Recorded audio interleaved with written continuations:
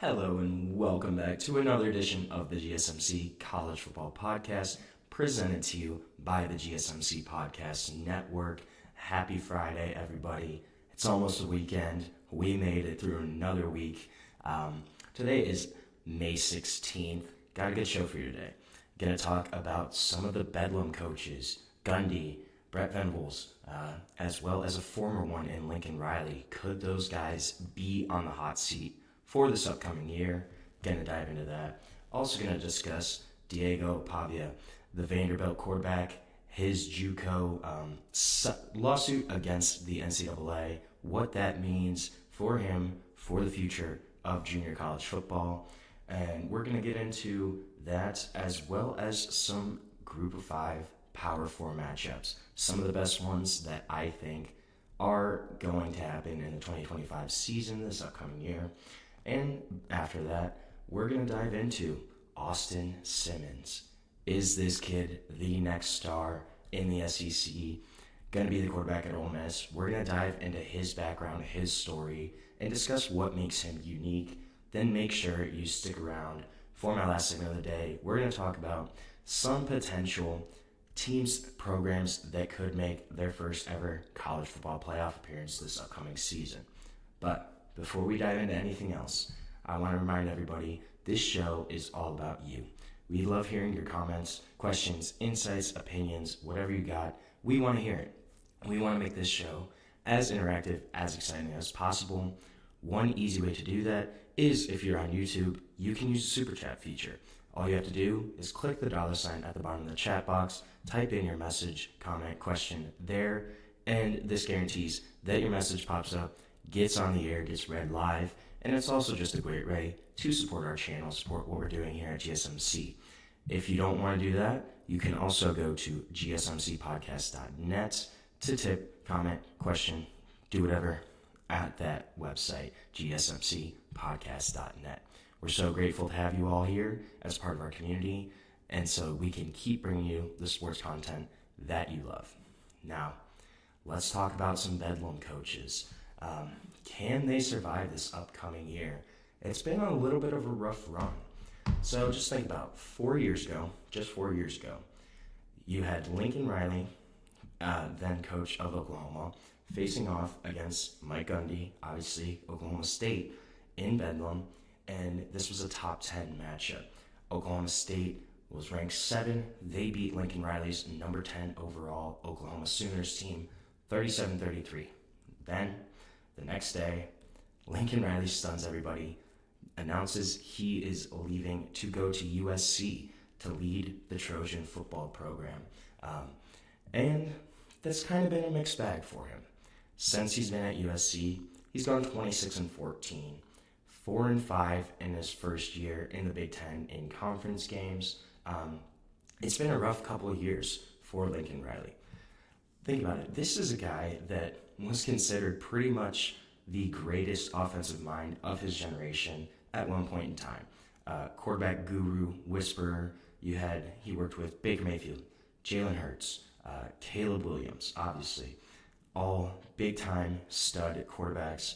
Kind of how he built his reputation there at Oklahoma, and then continuing with Caleb Williams at USC. And this has kind of been an up-and-down program. Even with Caleb Williams, a Heisman winner, number 1 overall pick there the past few seasons, USC struggled. They're just 13-14 in its past 27 games against power conference competition. And last year's unit, and the first year in the Big Ten, they finished 6th in scoring offense. Not bad, but not what you'd expect out of Lincoln Riley, out of a guy that's supposedly one of the best offensive minds of his generation. That's just not what you want to see. You would expect that unit, led by Lincoln Riley, to be a much better offense, perform higher, especially in terms of scoring, right? You look at the Big Ten, this is a hard-nosed, old-school conference. You still have a lot of run-heavy, defense-heavy programs that aren't going to score a lot of points. So USC should be up at the top of the scoring offense in the Big Ten every year. Just looking at who the competition is, in terms of offense, in terms of scoring, right?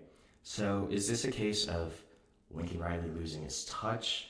Is this a case of the rest of the country kind of figuring him out, his offensive scheme out? Is it a case of the Big Ten being so old school, so throwback, hard-nosed football that Lincoln Riley's offense, the spread style, the high, fast-paced offense, that it just doesn't work in that conference? You have places, Iowa, Wisconsin, like Michigan, still, teams and programs that are run heavy, they're defense heavy. That's just kind of how the whole conference is, right? So is that a case of USC just can't run that kind of offense in the Big Ten? I don't know if I buy that. I don't know if I'm a huge believer in Lincoln Riley. The one big thing, though, here is he has a ton of money coming towards him. USC gave him a 10-year, $110 million contract in 2022. So it's going to be hard to move off of Lincoln Riley right now. I don't know if he will get fired next year. It's going to be an interesting season, though, for USC. I think if they struggle again this year, in the Big Ten specifically, there's going to be calls for Lincoln Riley's job. It's a manageable schedule this year, too. They do have to go at Notre Dame, at Oregon. Those are the biggest hurdles, and those are two pretty big hurdles, right? But there's certainly room for USC to turn this program around. You have Jada Maeva coming back at quarterback, should be better in year 2 after he kind of took over for Miller Moss halfway through the season last year. So you have a little more continuity coming back. You still have a ton of talent on this USC squad. And if he's still there, you have a class in the 2026 recruiting class next season that right now is ranked number 1 in the country. So if they can survive this, there is potential for USC to come back up on the upswing. But there's going to be a lot of pressure on Lincoln Riley this year. USC is going to have to perform in year 2. There's an expectation that they can turn things around. We're just going to have to wait and see it happen. Then, if you look at the guy that was on the other side of that top 10 matchup in the Bedlam series 4 years ago, Mike Gundy, right? And I'm a big fan of Mike Gundy. But if you look at since that game 4 years ago, he's gone 20-19 over that span. And this includes going winless in the Big 12 last season, going 0-9 in Big 12 conference games, finishing 3-9 in the season. Just a complete disaster for the Pokies last year. And this is a guy that, he always kind of bounces back, right? They went 7-6 in 2022. He bounced back, has a 10-win season in 2023. Obviously, last year, disaster.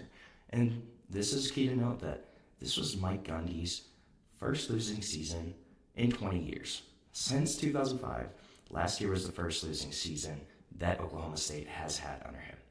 So there is an expectation that they're going to bounce back. But this is a brand new Big 12. There's no Texas, there's no Oklahoma. And Oklahoma State was kind of projected to be one of those teams that would be consistently at the top of the new Big 12. Yet that's not the case of what happened last season. It was just a complete disaster. And then Gundy had kind of a weird offseason where wasn't sure if he was coming back. It sounded like he was gone at one point. Then they kind of announced that they renegotiated some of the terms of his contract. So this is a guy that has been the winningest coach in Oklahoma State history, has led them to a huge, huge run of successful seasons. But if he can't perform this year, there's going to be a lot of pressure on Mike Gundy. I don't know if he's really going to be fired, but if they don't have a winning season this year, it's certainly very possible that Mike Gundy is on his way out in Stillwater.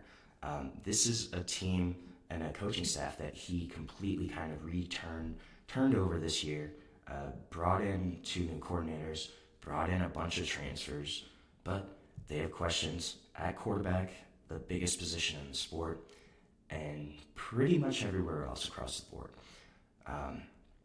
Mike Gundy, a guy that's won way too many games, I think, to be counted out ever. I would count more on a bounce-back season from Oklahoma State, but it's certainly very possible that won't happen.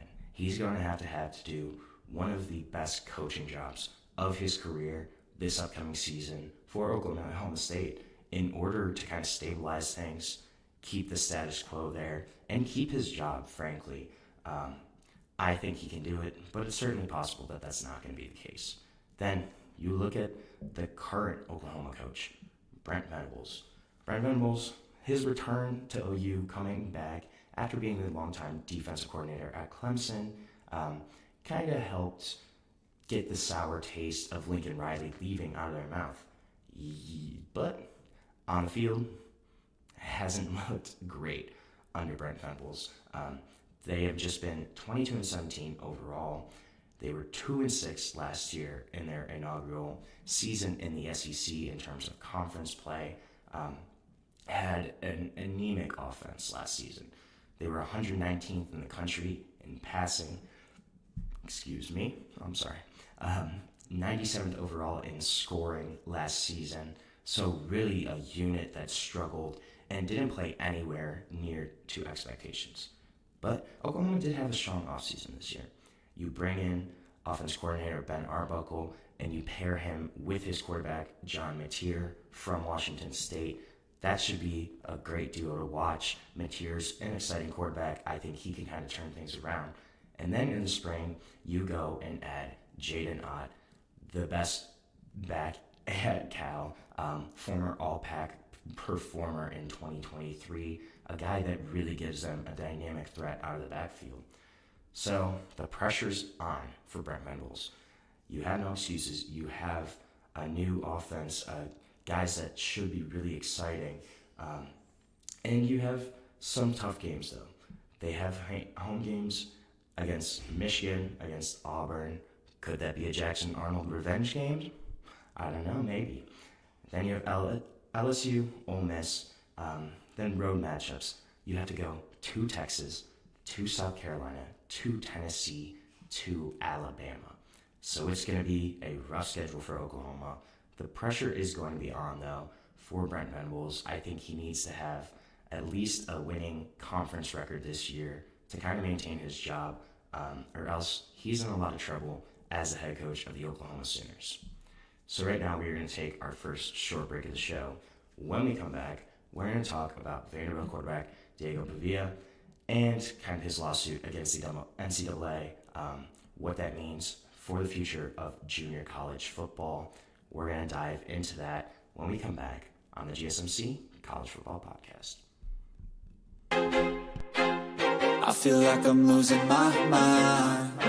Is everybody in the world blind?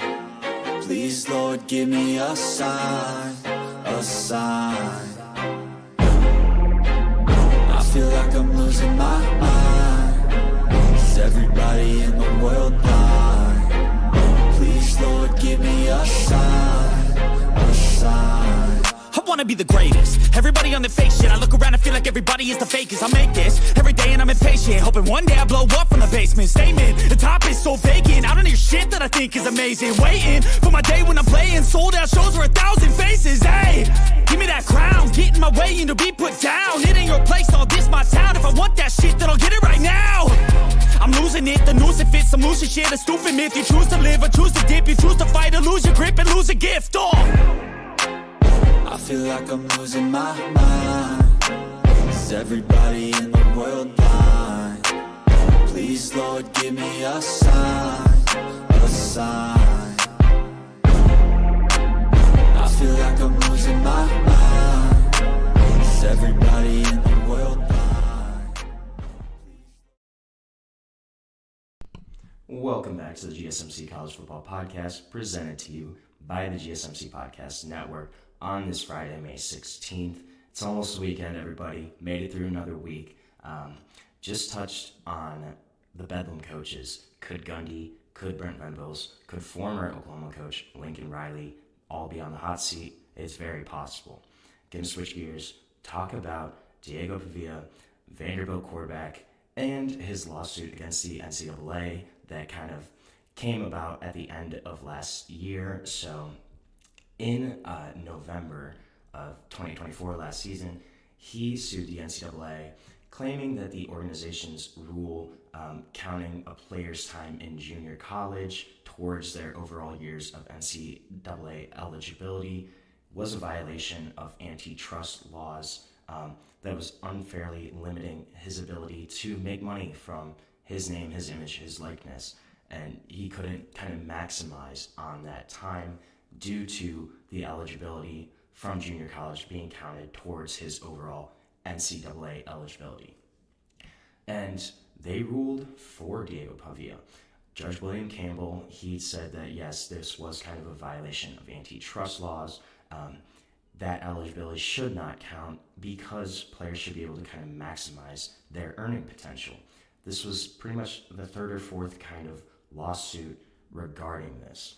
And so the rules were, the NCAA typically allowed a player a total of 5 years to play 4 seasons. Current crop of college players, they kind of got granted an extra year on top of that due to COVID disruptions, so they had an extra year.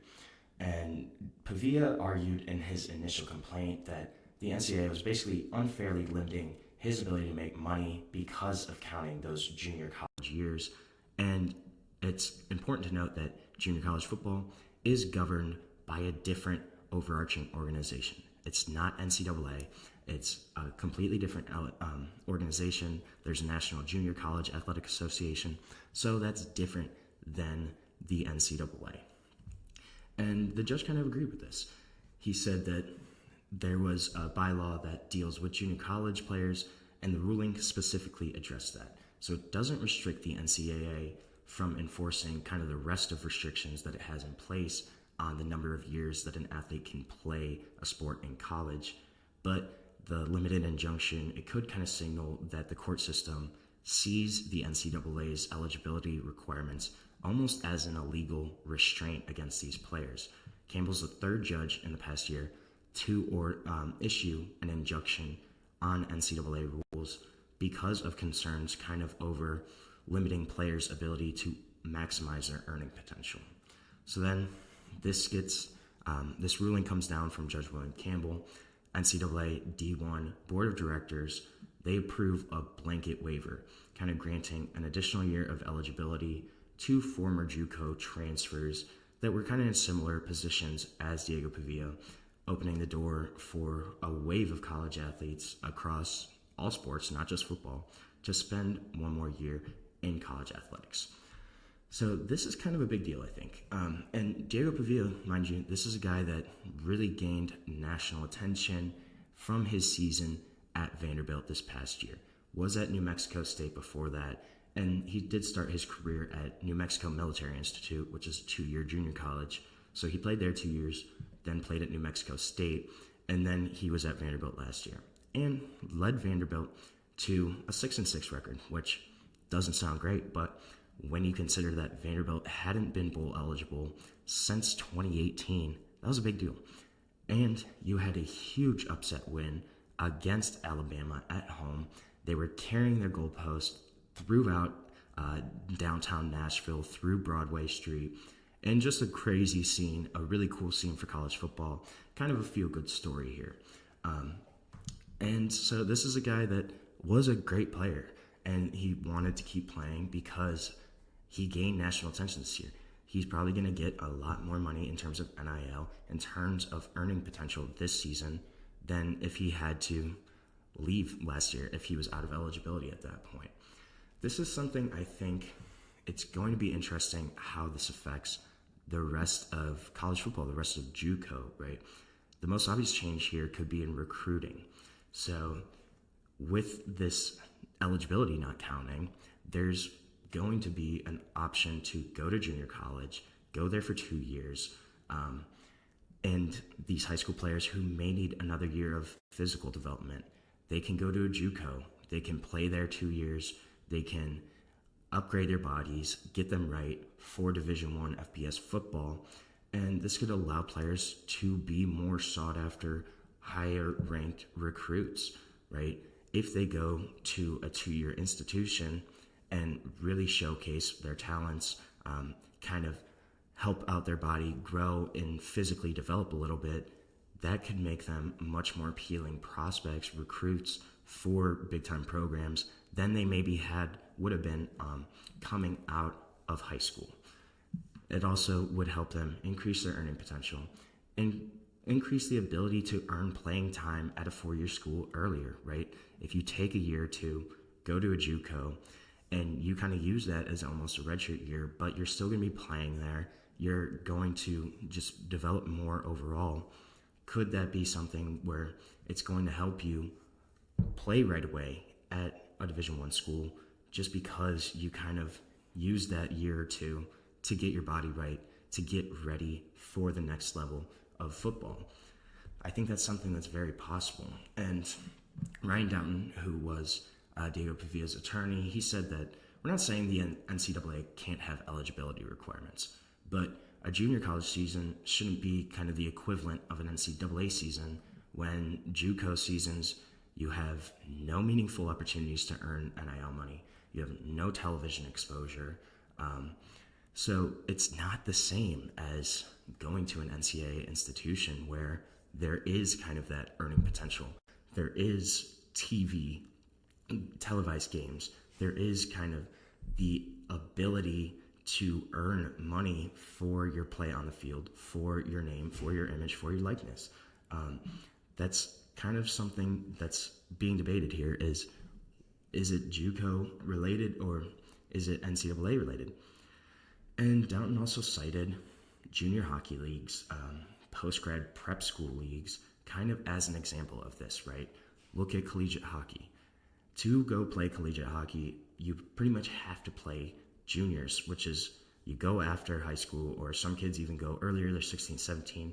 You play 2 years in juniors in one of those leagues, and then you go to the NCAA, then you have 4 years of eligibility still.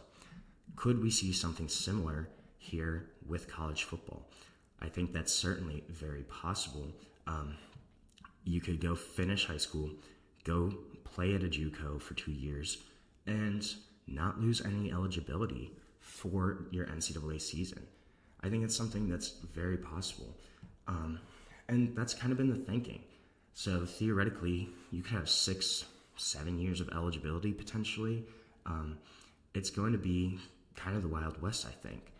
If you don't have eligibility for JUCO, kids might start saying, I don't want to go D1 right now. I want to go to a JUCO, kind of get my body right, develop a little more, play early, and then you do that, you get an agent, you can kind of go from there, right? It's not, you have to go to a D1 program, you have to sit your freshman year and just kind of sit out, do nothing. You have this option then potentially where, hey, I want to go to JUCO, I can spend 2 years there, and then I still have all of my NCAA eligibility.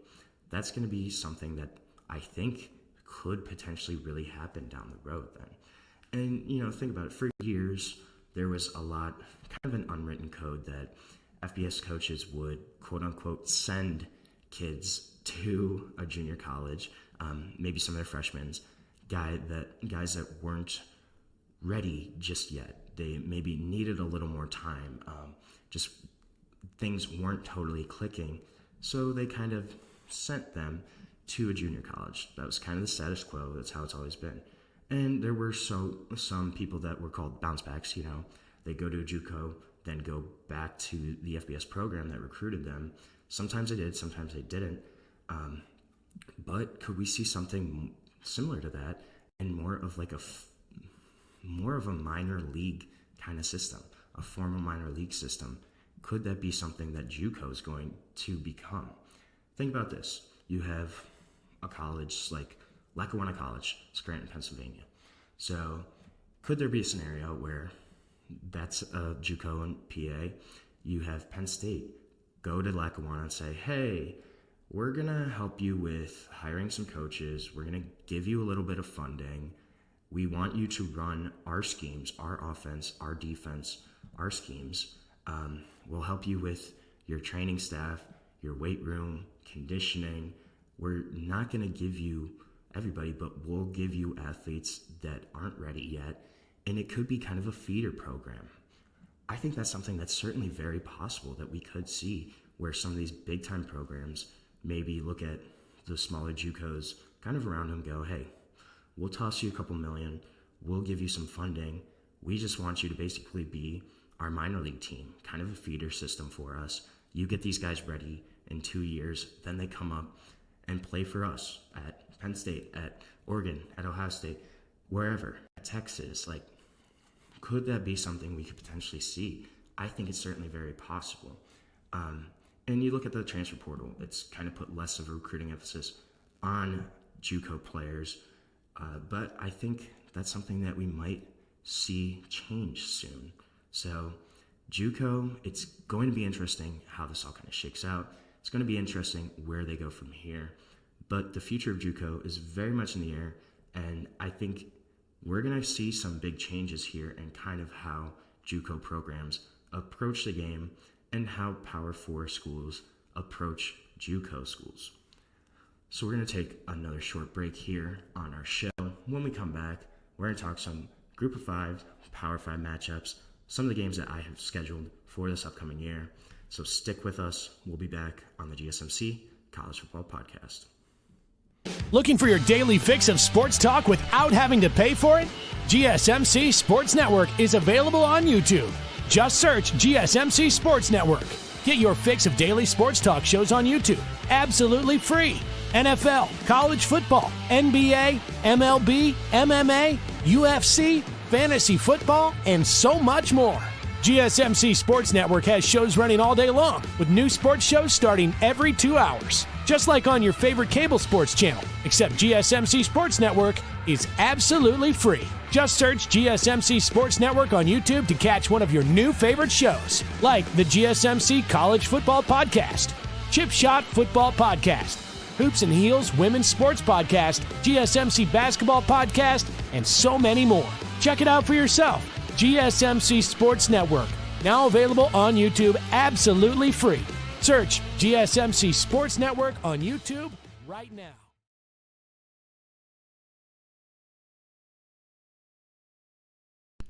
Welcome back to the GSMC College Football Podcast, presented to you by the GSMC Podcast Network on this Friday, May 16th. Just talked about some JUCO, what could potentially happen there. Now, going to transition to Group of 5, Power 4. It's a big difference, but there's some big-time matchups here this upcoming year that could have a big impact on the season. Now, I think the one that may have the most playoff implications is Boise State going to South Bend, Indiana, and playing Notre Dame on October 4th.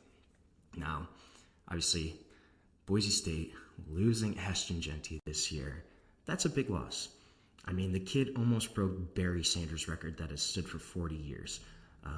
A crazy season last year, well over 2,000 rushing yards, and obviously going to be a guy that is going to be missed in terms of production, in terms of what he brought to that team. But this Boise team, they still got a lot, man. They still have talent. You have quarterback Maddox Madsen coming back. You still have a really talented roster, especially in terms of Group of 5. This is going to be tricky for Boise State, but Notre Dame also has a really tough September. You have to play Texas A&M. You have a couple other games on that schedule that's going to be tricky for them. So if Notre Dame, they kind of have maybe lose one game or two in September, they come in October 4th, they have to win against Boise State at home for their college football playoff hopes. And then if Boise is able to pull off this upset, this is a big-time boon for Boise State. You beat a potential top 10 team at their home in Indiana, and you have momentum carrying throughout the rest of the year. This is a big-time main for both the Broncos and the Fighting Irish, and could Notre Dame kind of have their eyes off of the ball here? It's certainly very possible. Think back to 2021, 2022. Cincinnati had those really great teams under Luke Fickell. And the one year they go into Notre Dame. Notre Dame kind of was overlooking them, right? They were still a group of 5 team at that point, still in the AAC. And Cincinnati goes into South Bend and beats Notre Dame at their own home. Could this be a similar scenario here to Boise State this year? I think it's certainly very possible. Notre Dame has to maintain their composure here. They have to treat Boise State as a legitimate opponent, or else Boise can very much steal this game in South Bend. It's going to be intriguing. I'm really excited to kind of see how that matchup shakes out. Another one I'm looking at, Tulane going to Ole Miss September 20th. Now, Tulane, yes, they did lose Darian Mensah to the transfer portal, transferred to Duke, their quarterback that is a stud. So going to have to replace Darian Mensah, but despite that, Tulane still remains one of the most respected group of 5 teams consistently. Every year, this is a really talented roster. They're well coached. They did lose Willie Fritz a couple years ago, but John Summerall, they're still a really great coach. And this is a program that is pretty solid. Every year, they don't really have down seasons. They were hanging with Ole Miss. They played in 2023. Ole Miss went to Tulane, and they hung with Ole Miss for a while there. Ole Miss kind of pulled away at the end of the game. But this is certainly a team that could come into Oxford and beat the Rebels there. Ole Miss losing a ton of talent this year, especially on the offensive side of the ball. Obviously, the big name, Jackson Dart, first-round quarterback, you have to replace him. You lose pretty much the entire wide receiver room. Trey Harris, Juice Wells, Jordan Watkins, all gone this year. Offensive line kind of overhaul. You still have Suntaryn Perkins on defense. You lose Chris Paul Jr., though. You lose Princey Umamulan. You lose Jared Ivey. You lose J.J. Pegues. You lose Trey Amos. So this is a team that is very much in transition. Obviously, the quote-unquote portal king, Lane Kiffin, did it again, brought in over 20 transfers to kind of turn over this roster again and hope to keep them competitive. But Tulane is very much a threat. This is very much a game that should not be taken lightly by Ole Miss, and especially it's early on in the season. It's week 3, September 20th, week 3-4. This is a matchup that Ole Miss is very much still probably going to be trying to figure out who they are as a team, trying to mesh and gel as a unit. Could they have issues with Tulane? It's certainly very, very possible. I would not be surprised to see the Green Wave win this matchup, even though they have to go into Oxford. Oxford, despite being an SEC, this could be a matchup where the fans aren't really that much into it. It's just kind of how it is. It's not an SEC matchup. Ole Miss fans normally kind of show up more for those big-time SEC games, especially if this is an early game, if it's an 11 a.m. kick. Don't be surprised if Tulane really shows up and Ole Miss comes out sluggish. I would not be surprised to see Tulane win this game. And if they do, that's a big boon for their season, big bonus for their college football playoff hopes. And Ole Miss kind of needs to win this one. They're going to have a tough year in the SEC. Again, they're going to want to still try to compete, but they need to win these non-conference games. They need to beat Tulane.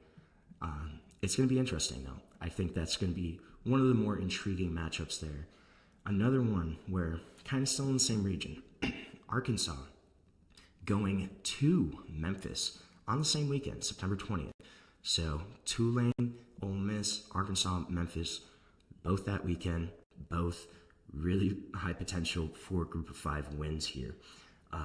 And Arkansas has to play at Memphis. So Memphis last year, they were kind of picked to win the AAC going into the season. They did finish 4th in the conference, but they went 11-2. So just kind of shows you how tight the top of that conference was last year. And 2024 for them really kind of felt like a culmination of a senior class that included record-setting quarterback Seth Hannigan. This year kind of feels like a new era. The Tigers are going to have an open quarterback competition for the first time since 2021. They also lost a lot of program stalwarts. Rock Taylor, wide receiver, Chandler Martin, linebacker, they're both gone. Two guys that were really stalwarts of that Tigers program. And this is going to be an interesting game. Arkansas is the only power conference on Memphis's schedule this year, so that already makes it a really significant occasion. And then there's some history between the two programs. There's also the fact, this shouldn't be overlooked, that Arkansas quarterback Taylon Green has already played twice at Memphis's stadium at Simmons Bank Liberty Stadium. He played there in 2023 when he was with Boise State, and then he played there with Arkansas last season in the AutoZone Liberty Bowl. So they do have some experience going to Memphis. This is going to be tough, though, I think. It's going to be a road game for Arkansas. Arkansas has kind of been up and down the past few years. They still have a lot of question marks. And the one thing I'm kind of looking at here, too, in this matchup is for Arkansas, this is sandwiched between they have a road trip to Oxford to play Ole Miss on September 13th. Then they have this game against Memphis on the road. Then September 20th, they have a home matchup against Notre Dame. So you're kind of sandwiched between a big-time road matchup at Ole Miss and a big home game against Notre Dame. Could this be a matchup where Arkansas kind of takes its eye off the ball? Maybe they're looking forward to that game against Notre Dame, kind of having their attention focused there. Could they take their eye off the ball and overlook Memphis? And Memphis goes in and wins this game at home because it's a really big game for them. It's their only power conference matchup this year. So they need to win if they want to make the college football playoff. If they want a statement win, they have to win this game at home. For Arkansas, it kind of seems like it's a little more of an afterthought. So I wouldn't be surprised at all to see Memphis win this game. I think that September 20th weekend, one of those two matchups in Tulane, Ole Miss, and Arkansas, Memphis, we're going to see one of those Power 4 SEC teams lose one of those games, I think. Then another intriguing one that I had scheduled is UCLA at UNLV, September 6th. Now, UCLA, they've only had 3 winning seasons over the last 9 years. In 2005, 2013, 2014, those were the only double-digit wins since 1998 for UCLA. The last time they won 11 or more games was never. So this is a program that's been struggling, right? You do bring in Nico, the biggest story of the spring transfer portal. So obviously, Nico Yamaleva, he's instantly going to upgrade the passing game there. He really does kind of have that next level talent. He could potentially be one of the best quarterbacks in the Big Ten, just in terms of pure talent. Obviously, there's been a lot of background noise around him about that entire situation, but still, this is a guy that's a great quarterback just on the field, right? Receiving core is still thin. They did add Mikey Matthews from Cal, which was a big pickup, so that kind of should open things up. But this is a team that really struggled in the running game, especially when you consider that their head coach was their former running backs coach, was a running back, Deshaun Foster.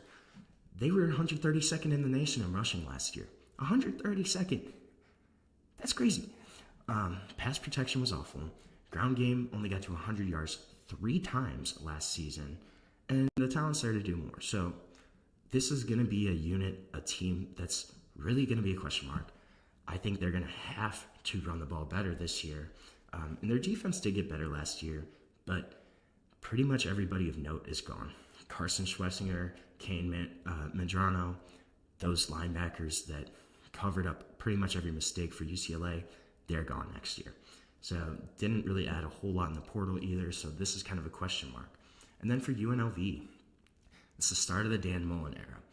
They have a couple easy winnable games, Sam Houston, Miami, Ohio, Wyoming. Those are winnable matchups. And then this is the big time one. They certainly have the talent to beat UCLA. They're going to be an interesting team. Dan Mullen coming back to coach. How much do they need to prove that they have it? I think that's going to be a really interesting storyline for UNLV, but this is a matchup that I can certainly see UNLV winning, especially when it's in Las Vegas. So that's a big time one. I wouldn't be surprised to see the Rebels take that one and beat the UCLA Bruins. So we are going to take another short break here on our show. When we come back, we're going to talk a little bit more about Ole Miss and Austin Simmons and get into why he is special. But we're going to talk about that when we come back on the GSMC College Football Podcast.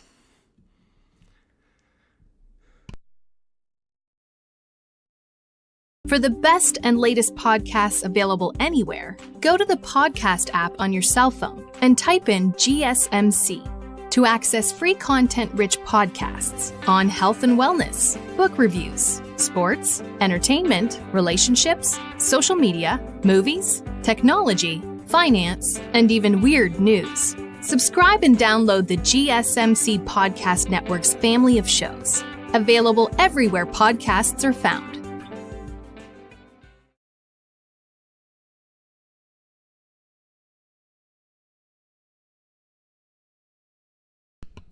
Welcome back to the GSMC College Football Podcast, presented to you by the GSMC Podcast Network. Just touched on some Group of 5 Power 4 matchups that I think are going to be really interesting this year. One of those is Tulane at Ole Miss. And Ole Miss is going to have a new starting quarterback this year in Austin Simmons. And this guy, man, he's really interesting. Probably not a lot of people outside of Oxford have heard of Austin Simmons before. But this is a kid that's always been on the fast track. He trained with NFL players when he was 12 years old. He completed his high school coursework with a jaw-dropping 5.34 GPA. I didn't even know GPA was that high. 5.34 GPA. Oh yeah, and that was at age 16. And he left Miami, he left his home, reclassified from 2025. So mind you, this kid is supposed to just be getting to college. Reclassified from 2025 to 2023, enrolled early at Ole Miss. When he got to Ole Miss, he didn't even have a driver's license. His dad had to teach him how to drive in Mississippi. He had to learn how to drive when he was already in college. This is a kid that he hasn't taken the mantle yet as Lane Kiffin's next, great quarterback, but well known throughout Oxford. Obviously, football is king for the University of Mississippi, and being the starting quarterback for the Ole Miss Rebels, that kind of makes you royalty there. He's going to take over for Jackson Dart, who was one of the program leaders now in pretty much every passing category, a guy that was one of the most successful starters in Ole Miss history, and a guy that is going to be missed for Ole Miss, even though I'm not the biggest Jackson Dart fan. Austin Simmons, I think you got to say that Jackson Dart did a lot of great things for Ole Miss. They have had a much longer string of success than they've had pretty much in their entire history. And a lot of that was due to Jackson Dart. So those are big shoes to fill. Now, also, Austin Simmons, mind you, 19 years old, right? He just graduated from college. The kid isn't even supposed to be in college yet. He already has his bachelor's degree. He completed it in multidisciplinary studies this year. So he just finished, he graduated. He's already a college graduate at the age of 19. And this is a kid that hasn't even been the starting quarterback at Ole Miss yet. Hasn't done anything. He's still 19 years old. It's kind of a weird feeling, Austin Simmons said. He said, everyone's older than you, and you're kind of looked at as he's just a baby on campus. But he said, I'm here, I'm young, I'm going to make the most out of this opportunity. But this is a kid that has kind of been groomed for this role since he was a young guy. His advanced academic pace started pretty much because of baseball. So his dad, David Simmons, he's a guy that played in the Arena Football League, actually, and also coached for a bunch of franchises there. He was 5'9", though. Played wide receiver, defensive back. So he kind of thought that maybe my son might not be super tall. He might not be able to play quarterback effectively in college. But then Austin kept growing, right? So that was part of it. So David Simmons feared that Austin would not get past 6 feet. And because of that, his dad focused on developing him as a southpaw left-handed pitcher in baseball. And so to kind of better prepare him as an athlete and the possibility of maybe being drafted in baseball before he went to college, his dad began giving him high school coursework at home in middle school, and also put him in training with older kids. He trained with NFL players while he's working at quarterback when he's 12 years old. And then he began playing baseball with a varsity high school team when he was in 6th grade. So this is a guy that has continuously shown up, played against older guys, proven himself, and gotten used to kind of being that young guy in the room, but that didn't hold him back at all. You look at, too, at his baseball career. Guy that threw back-to-back no-hitters, had a .365 batting average as a freshman in high school, and then he kind of had dual enrollment, so he got college credits while he's at Miami-Dade College, earned his bachelor's or associate's degree when he was 17, and so he didn't even play prep football beyond his sophomore year at Pahokee High School, though he was still a 2-time All-State selection in those 2 years, threw for 1,900 yards, 15 touchdowns in only 6 games as a sophomore, so averaged over 300 yards per game, averaged just under 3 touchdowns per game, and a guy that was rated as the number 58 player in the 2025 class overall across the country, reclassed to 23, and he was also a verbal Florida commit. So flipped from Florida to Ole Miss. Same day he announced that he was reclassifying to 23. As a 2023 recruit, this is a kid that was rated a high 3-star prospect, 88 overall, kind of on that scale to 100. And as the number 35 quarterback in a class full of guys that were 2 full years older than him. History of kind of reclassified quarterbacks is a cautionary tale. Skipping 2 years is pretty much unheard of. But Andrew Ivins, who's 24/7's director of scouting there, he also lives in Florida, but he said, it's a testament to how much I liked Simmons that he was an 88 after skipping 2 years. Usually that'd be a non-starter for me. So this was a kid that probably wouldn't even get looked at if that happened, but the talent level, the potential there made him still a super high rated 3-star prospect in a class where he was 2 years younger than everybody. So he gets to Ole Miss, right? 23, red shirts as a football player. I mean, makes sense. The kid's 17 still at that point. But he played baseball that year. Made 13 relief appearances with a 2-0 record, 3.21 ERA in the spring of 2024, when he should have been playing high school baseball as a junior at that time. His dad said, too, he's a better baseball player than he is a football player. A lot of people don't really have any idea. But so, obviously, becomes the backup last year, not playing baseball anymore, and made his debut last fall, appeared in 9 games, 282 yards, 2 touchdowns. The biggest moment of Austin Simmons' season last year came in their home game against Georgia. Jackson Dart gets hurt in the first quarter. Austin Simmons comes in against the team was top 3 in the country, right?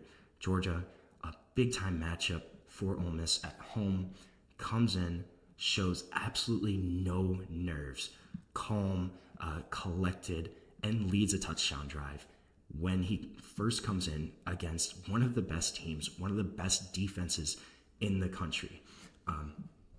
Completes 5 for 6 passes, 64 yards in that drive, and really showcased like, whoa.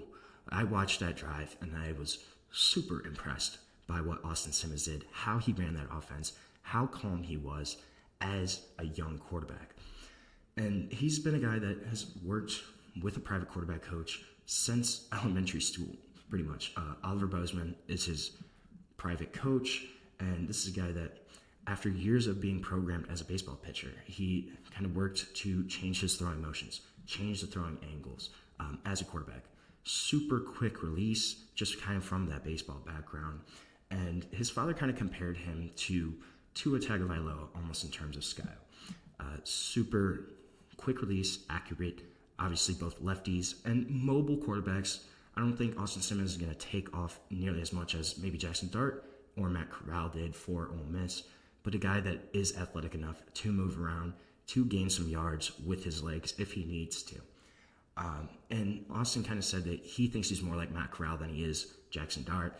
I think that's pretty similar. I could see that just in terms of how they play. But this is a guy that's been prepared.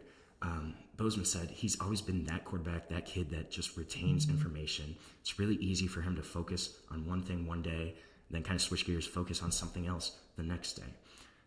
And his dad continues to review, practice, game film with him. He said that understanding post-snap adjustments after years of focusing on pre-snap motions is paramount. And then another guy that's there is Joe Judge. Mind you, Joe Judge is on Ole Miss's staff as a senior analyst, and obviously a guy that was a former head coach of the Giants in the NFL, a guy that really has helped Austin Simmons just kind of grow those tools and grow kind of that preparation mindset.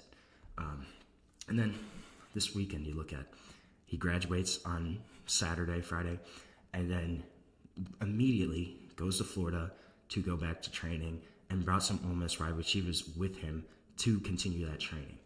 Bozeman said he knows what it takes to be the face of a franchise. He knows what it takes to be the face of a university. He's been groomed for this for years. He said, I don't want to sound biased because I've been working with this kid for a really long time, but I think Austin could possibly be one of the best we've ever seen to do it. I'm just saying that because I train him, but I understand where he is and how far he's already come and how much he still has to grow. So this is a kid that, yes, SEC is dominated with great quarterbacks right now. You have the Garrett Nussmeyers, the Diego Pavillas, the DJ Lagways, Arch Manning, potentially Gunnar Stockton at Georgia. But Austin Simmons, watch out for this kid because he's already overcome pretty much every odd, every expectation that's been put in front of him, and he's just going to continue to doing that. So this kid, watch out. He could be one of the next great quarterbacks in the SEC for the Ole Miss Rebels, and could he potentially be the guy to lead them to the college football playoff? It's very possible. Watch out. Austin Simmons is coming. So right now, we're going to take our last break of the show. When we come back, we're going to talk about programs who could potentially earn their first college football playoff appearance, maybe the Rebels. But we're going to discuss that when we come back on the GSMC College Football Podcast.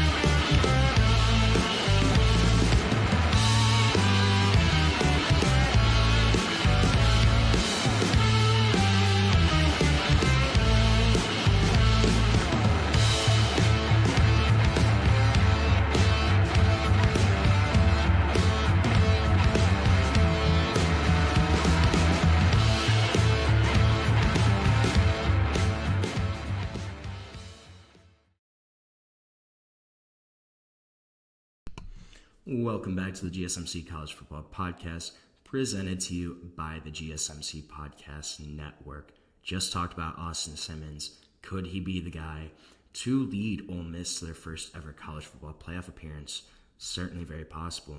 But let's talk about some other teams. Who could make that first appearance this upcoming year in 2025?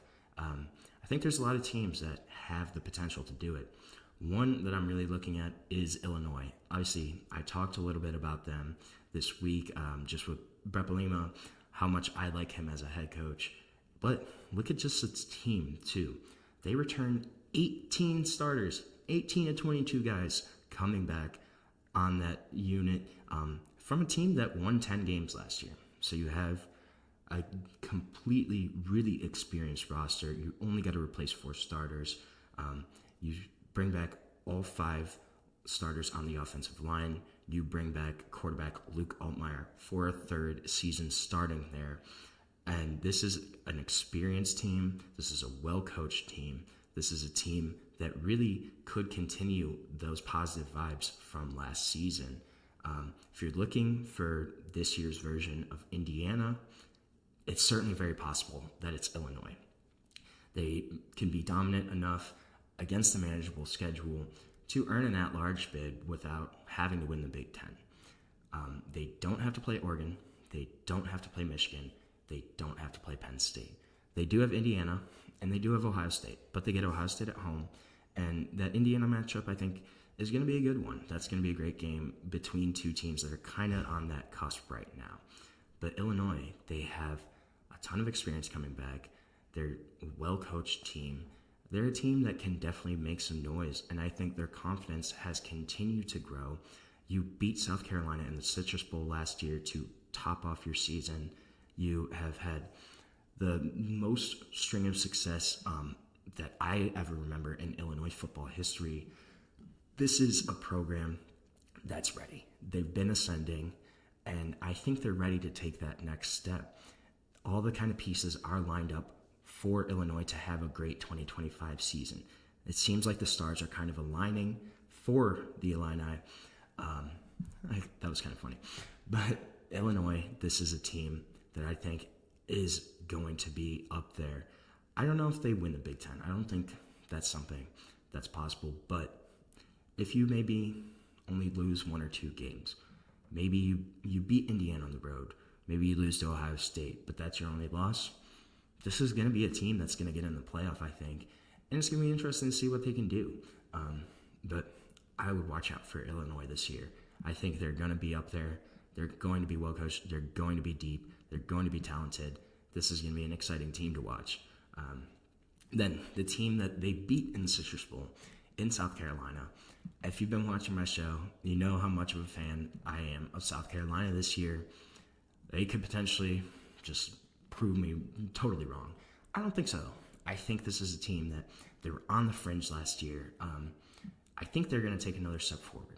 You have the leadership coming back of Lenore Sellers as another year as a full-time starter, a guy that's one of the most dynamic quarterbacks in college football, elite dual threat ability, had over 150 rushing yards against Clemson last year in the finale of the regular season. Did kind of end on a disappointing note against Illinois in that Citrus Bowl. However, I don't know if that might have been kind of a letdown from maybe they were still hoping they were getting into the college football playoff. I think that's something that's certainly very possible. You do lose a couple pieces here.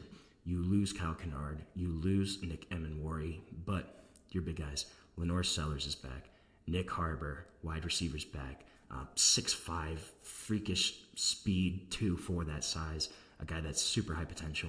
Yeah, and then you got Dylan Stewart on the defensive side of the ball coming back too, who had a great freshman year for South Carolina, should be even better this year as the defensive end there. This is a team that's well coached under Shane Beamer. They could definitely be making some noise this year, I think. Then another team that was kind of a fringe team last year, Miami. Miami, they had a case for playoff inclusion last fall. I was kind of glad they didn't get in. I didn't think they kind of deserved it. But they're certainly capable of winning the ACC. This is a talented roster still. I think they kind of downgraded in quarterback a little bit from going from Cam Ward to Carson Beck. Now, Carson Beck, still a great quarterback, right? Still a guy that could get back up to those 2023 Georgia levels and really lead this Miami team, but just not as kind of dynamic, vibrant a passer as Cam Ward was. But look about it. Quarterback wasn't the problem last year. Their defense was.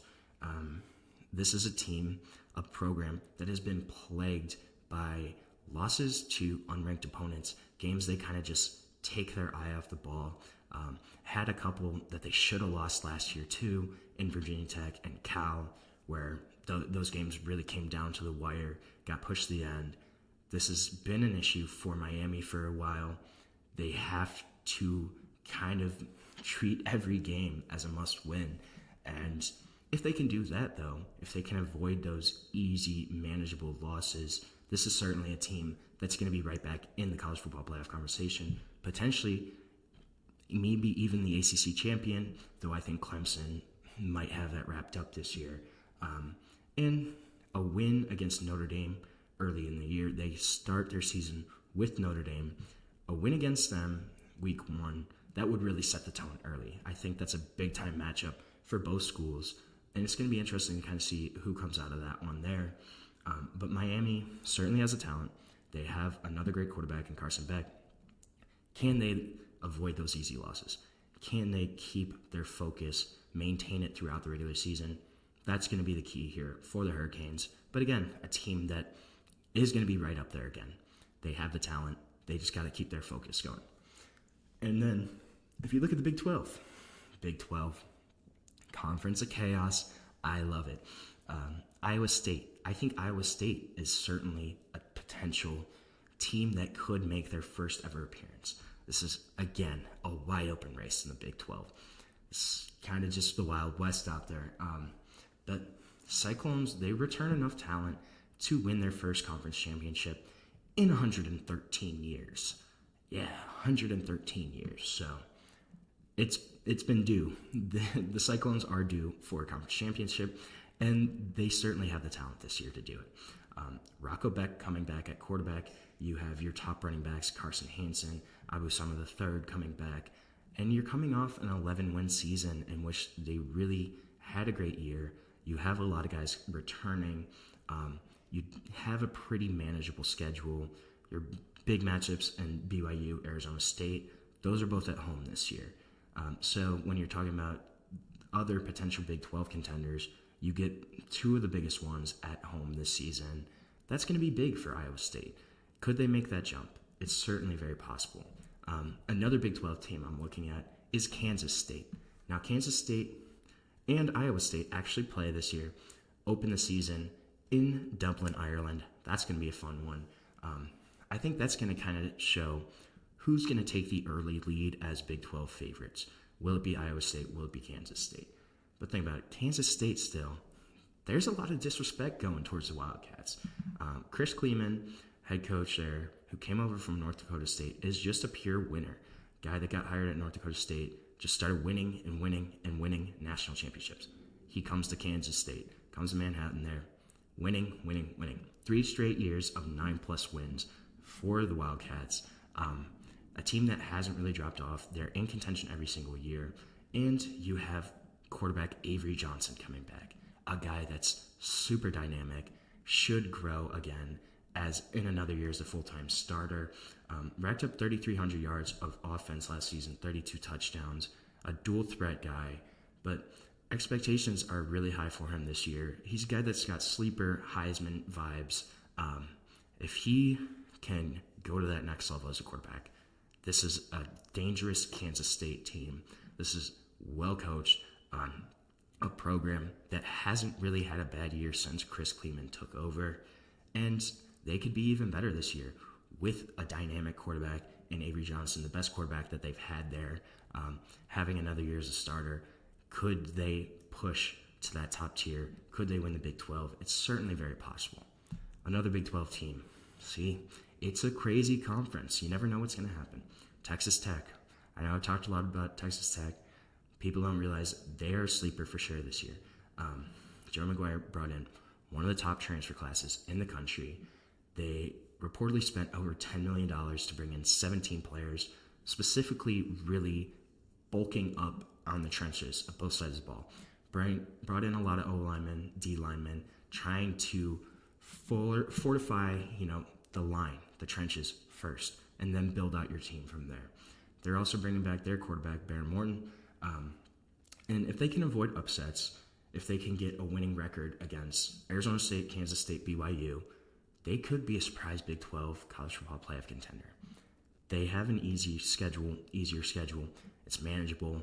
This is a team that is super talented now, really deep. We don't kind of realize it.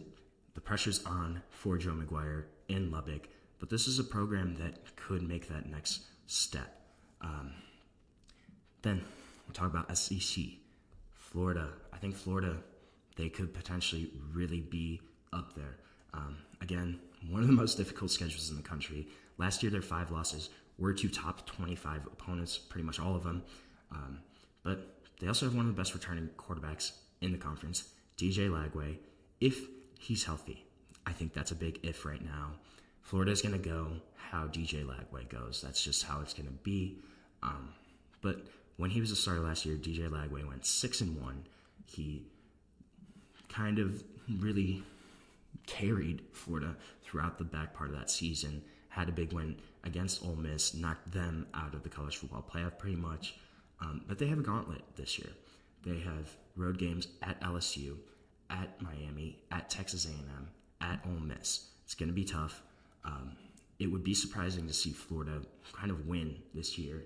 But if it finishes with 2 or less losses, I think in those matchups, they could get in. They could make some noise. This is a talented roster. They just kind of have a tough schedule. So it's going to be on them to navigate that. The pressure's on, though, for Billy Napier. There's high expectations for DJ Lagway. How will they do? Will they be able to kind of maintain that momentum that they had at the end of last year, or are they going to falter? They're a really interesting team to watch out for this upcoming year. So we are going to end our show for today. Thank you so much for tuning in to the GSMC College Football Podcast, presented to you by the GSMC Podcast Network. Please remember to like, subscribe, follow the channel. And if you want, you can also go to Facebook, Instagram, TikTok, Twitter for even more sports content, more sports updates that you love. Thank you so much. Have a great day and have a great weekend, everybody.